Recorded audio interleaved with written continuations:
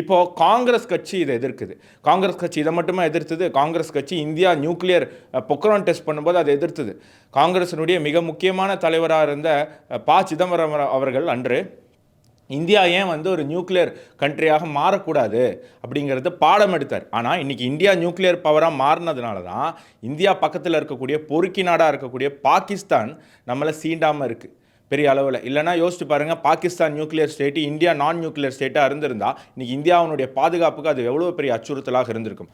அது மட்டுமின்றி திரு வாஜ்பாய் அவர்கள் கொண்டு வந்த தங்க நாற்கர சாலை திட்டம், அதாவது இந்தியாவில் இருக்கக்கூடிய பொருட்களை டிரான்ஸ்போர்ட் பண்ணுவதற்காக பெரிய பெரிய சாலைகளை கொண்டு வந்த போது அதையுமே இதெல்லாம் வீண் செலவு, இதெல்லாம் வெட்டி செலவு அப்படின்னு விமர்சனம் பண்ணது இந்த காங்கிரஸ். 370 நீக்கிய போது காங்கிரஸ் விமர்சனம் பண்ணதை நம்ம பார்த்தோம். இன்றைக்கி 370 நீக்கியதுனால ஜம்மு காஷ்மீர் மக்களுக்கு எந்த அளவுக்கு பயனடைஞ்சிருக்காங்க கல்வி ரீதியாகவும் பொருளாதார ரீதியாகவும் அப்படிங்கிறத நம்ம பார்க்கணும்.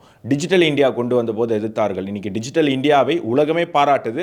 இந்தியாவினுடைய யூபிஐயை பல நாடுகள் அவங்க நாட்டில் பயன்படுத்த ஆரம்பிச்சிருக்காங்க. ஸோ இது மாதிரி விஷயங்கள் நம்மளால் பார்க்க முடியுது.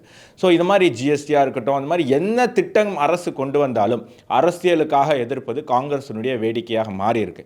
ஸோ இந்த கிரேட் நிக்கோபார் ப்ராஜெக்டை எதிர்ப்பது காங்கிரஸ் மட்டும் கிடையாது, சைனாவும் எதிர்க்குது, பாகிஸ்தானும் எதிர்க்குது, ஸ்ரீலங்காவும் எதிர்க்குது, ஏன் குவாட்ல இருக்கக்கூடிய அமெரிக்காவும் எதிர்க்குது.